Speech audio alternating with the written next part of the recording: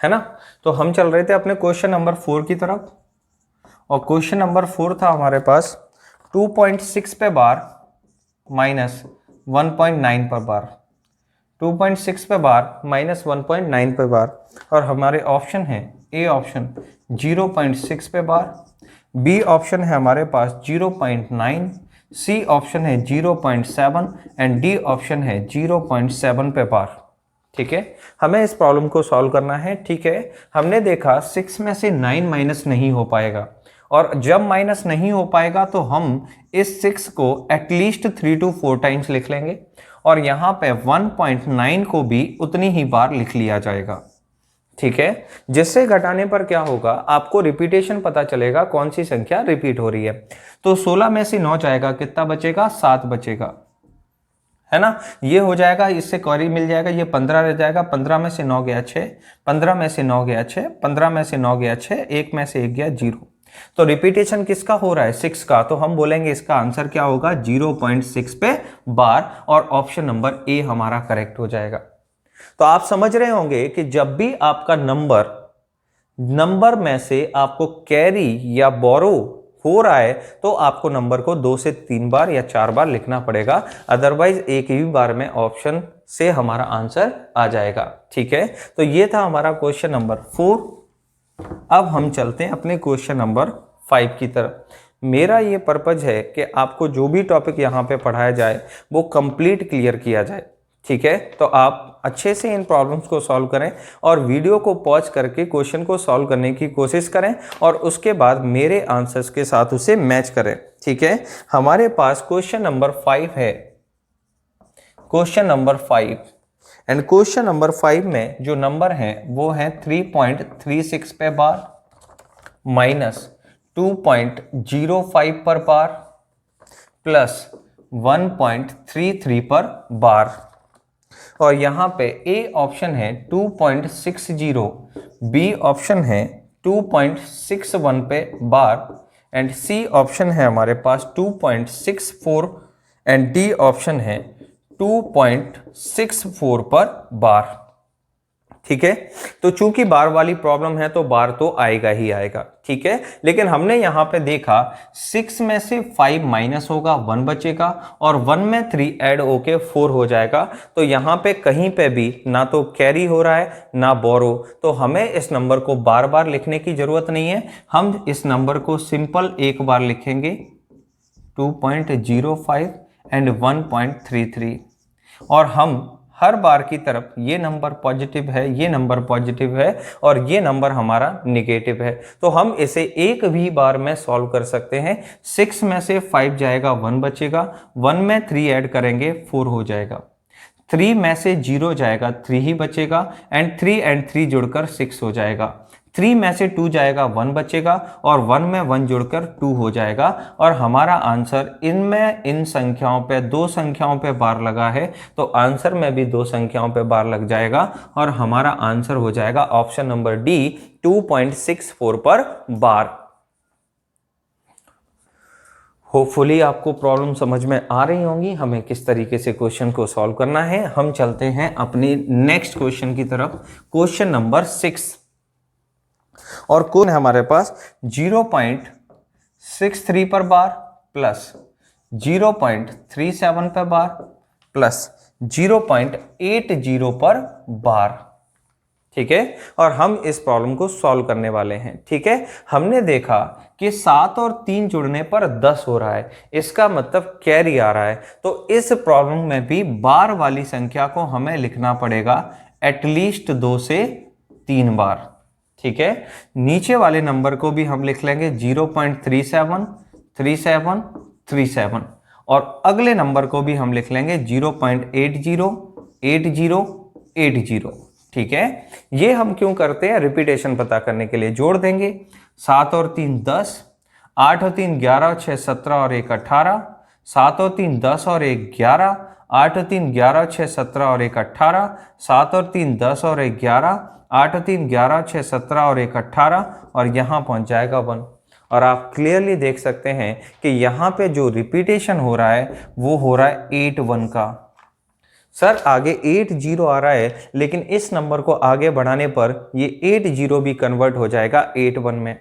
तो यहां पे जितना आप संख्या को आगे बढ़ाएंगे उतना आपको 8 1 8 1 8 1 मिलता जाएगा। इसका मतलब 8 1 का हो रहा है रिपीटेशन, हम उस पर लगा देंगे बार। क्लियर है?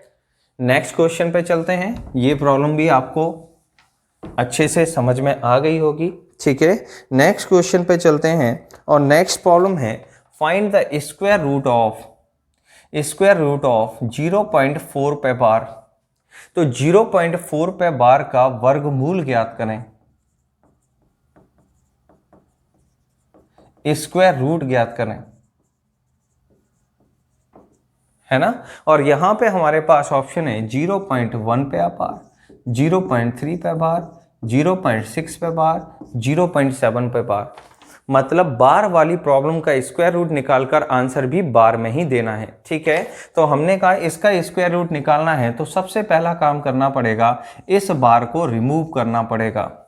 और बार को रिमूव कैसे करते हैं? पूरी संख्या जो कि 4 है अपॉन में दशमलव के बाद एक संख्या पे बार लगा हुआ है तो 1 9 लग जाएगा और इसका हम ले लेंगे स्क्वायर रूट। तो 4/9 का स्क्वायर रूट बनेगा 2/3 और जब आप 2 में 3 का डिवाइड करेंगे ये हो जाएगा 6 6 6 6। कितनी बार? Infinite times. और जब कोई संख्या बार बार आती है उसी पर लग जाता है बार, तो आंसर हो जाएगा 0.6 पर बार। तो 0.4 पे बार का स्क्वायर रूट होगा 0.6 पे बार, ठीक है।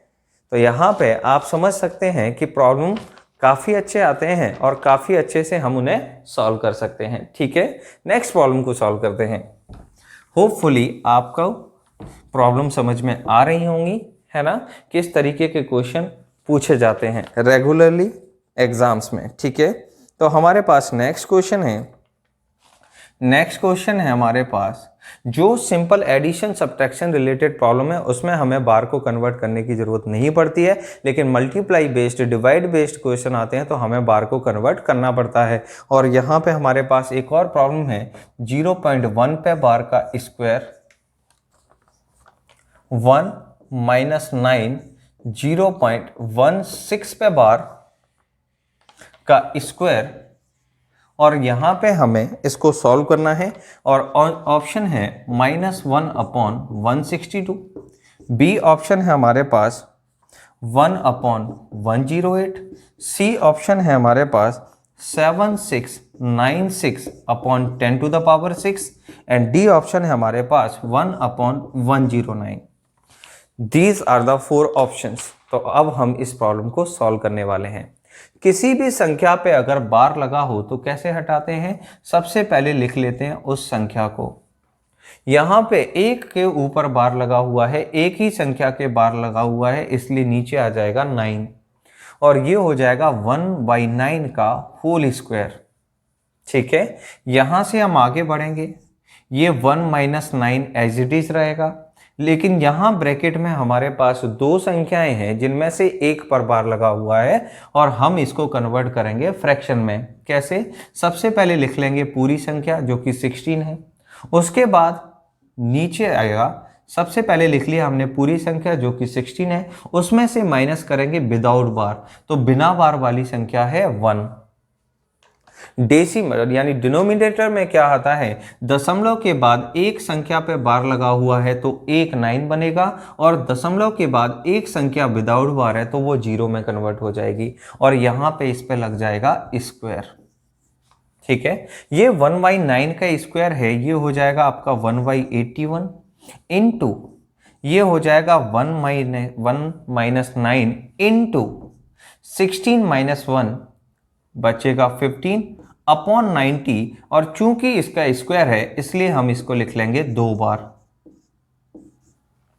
ठीक है। 15 से 19 कटेगा 6 टाइम, 15 से 19 कटेगा 6 टाइम, ये हो जाएगा 6 × 6 = 36 और 9 से 36 कटेगा 4 टाइम्स, है ना। तो यहां पे हो जाएगा 1/81 इंटू 1 - 1/4, ये 6 और 6 मल्टीप्लाई हो जाएंगे 36, 9 से 36 डिवाइड हो जाएगा 4 टाइम्स, ये आपका आएगा 1/81 इंटू 4 - 1 3/4 एंड 3 से ये 81 कट जाएगा 27 टाइम्स, आंसर आ जाएगा 1/108 और ऑप्शन नंबर करेक्ट हो जाएगा बी।